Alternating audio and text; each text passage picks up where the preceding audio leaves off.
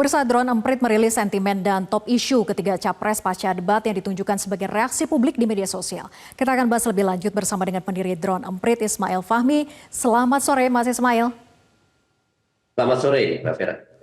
Oke, Mas Ismail, berdasarkan data yang dirilis oleh Drone Emprit, Anies Baswedan paling banyak mendapatkan sentimen positif dengan 76%. Nah, apa saja sebetulnya mention yang paling banyak disebut oleh netizen sehingga Anies mendapatkan sentimen positif tertinggi ini?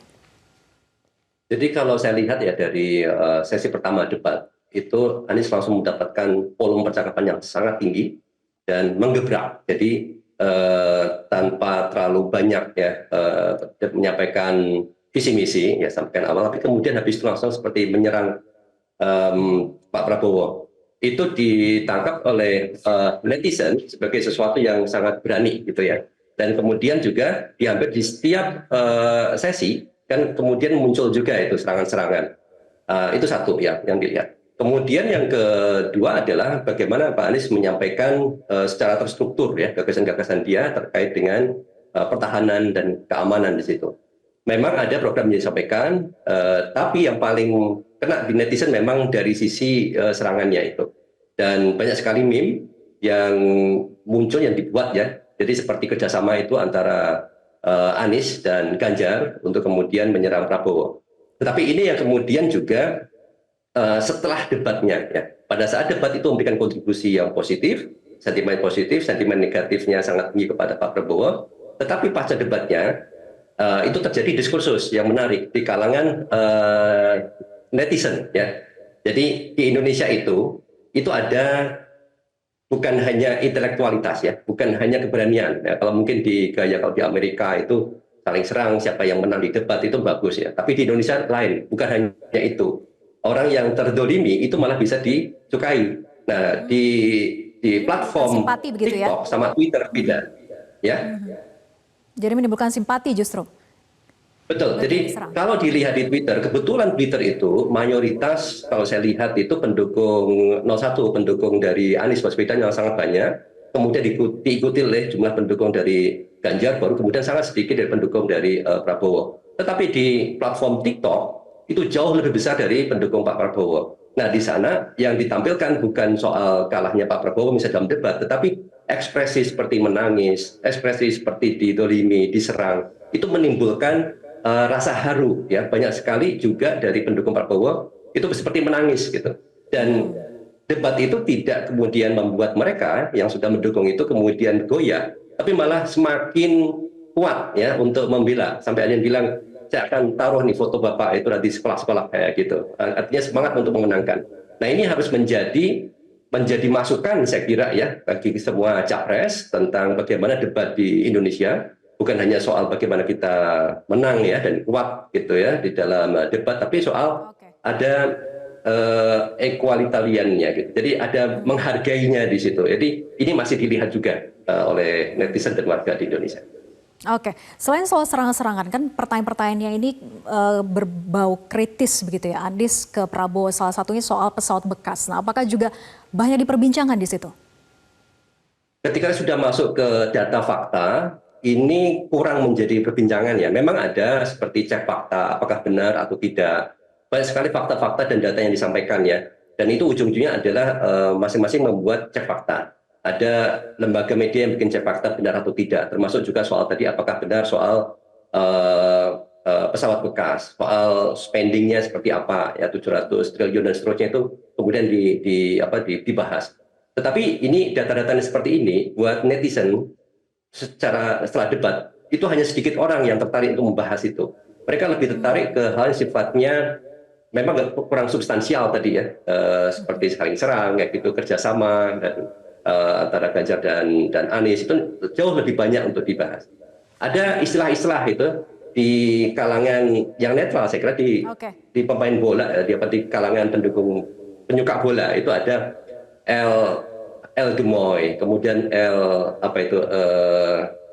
tukang masak itu ya, terus kemudian dan jadi masing-masing itu ada namanya sendiri-sendiri. Nah, kemudian mereka mencoba menggunakan panggilan-panggilan itu untuk kemudian mengidentifikasi capres ini dan kemudian membahas dari sudut pandang yang mereka sukai gitu.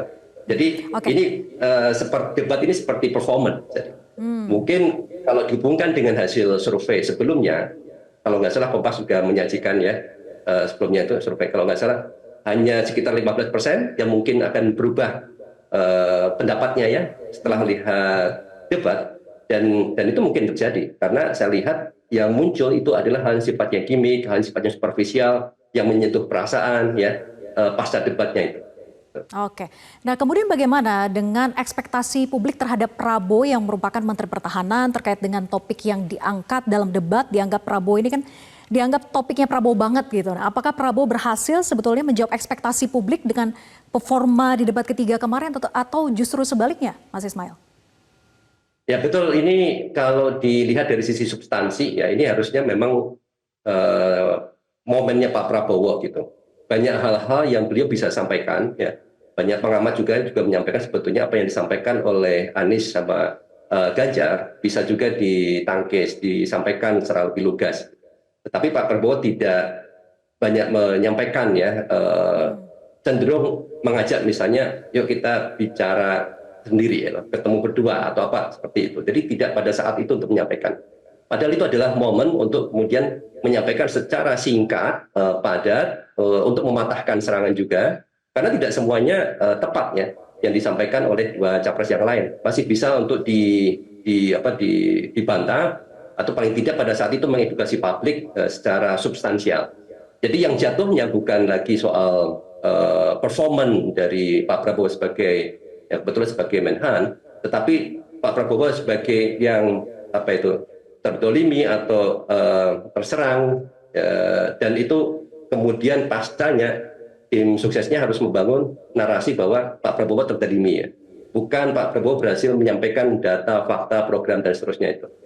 Bahkan ada satu yang cukup banyak mendapatkan kritikannya dari netizen, komentar Pak Prabowo terkait dengan Gaza ya, Gaza Palestina, bahwa negara itu kalau tidak punya kekuatan militer ya akan mudah untuk dijajah ya, misalnya Gaza misalnya seperti itu, dan itu mendapatkan serangan yang cukup tinggi di kalangan netizen dan sentimennya adalah negatif.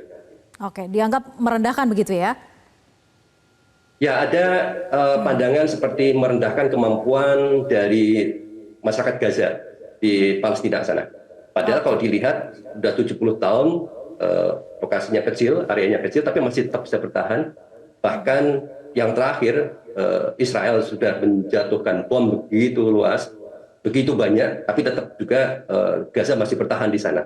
Meskipun tidak kuat ya seperti kekuatan militernya di situ, tapi ada kekuatan yang lain yang dimiliki. Nah, fakta-fakta ini yang netizen akan lihat ya, dan dia lihat itu disandingkan dengan pendapat Pak Prabowo di Maluku. Oke, kemudian begini Mas Ismail, bagaimana dengan Prabowo yang mendulang paling banyak sentimen negatif, ada diksi baru, omon-omon gitu ya, kemudian apapun pertanyaannya jawabannya hilirisasi, lalu banyak juga sependapat dengan gagasan paslon lainnya. Dari perbincangan dalam debat itu, perbincangan yang mana saja yang paling berkontribusi membuat reaksi publik itu negatif kepada Prabowo? Nah ini dua-duanya itu menimbulkan reaksi negatif. Pertama soal omon-omon ya, omon-omon. Ada yang melihat mungkin maksudnya omong-omong gitu ya. Jadi kemudian ada mereka yang melihat dari sisi aspek kesehatan, apakah ini ada hubungan dengan stroke misalnya, sehingga tidak bisa bilang omong gitu. Itu satu aspek. Kemudian yang kedua, ketika dipertanyakan, dikritik pada saat debat, jawabannya harusnya adalah yang menjelaskan ya, melawan balik, memberikan penjelasan yang jelas, bukan kemudian secara emosional menuding bahwa itu hanya omong-omong saja. Ini menimbulkan sentimen yang negatif. Kemudian yang kedua juga ketika Pak Prabowo banyak memberikan persetujuan kepada Pak Ganjar, itu dilihat sebagai awalnya seperti mencari teman. Jadi ini nama netizen ya, mereka punya persepsi yang macam-macam. Dilihat seperti mencari kawan lah kayak gitu untuk menghadapi Anies Baswedan.